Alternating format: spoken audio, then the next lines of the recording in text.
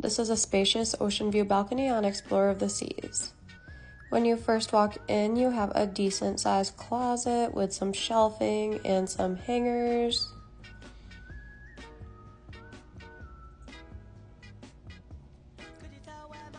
And then on the other side, you have your basic cruise ship bathroom, shower, toilet, and the sink area with some shelving. Have a full-length mirror, a decent sized couch.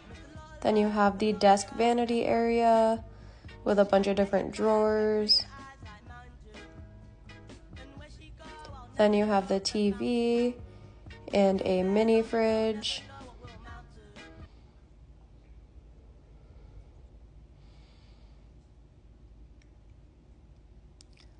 The bed with a nightstand on each side. And then you have the balcony area with 2 chairs and a little table.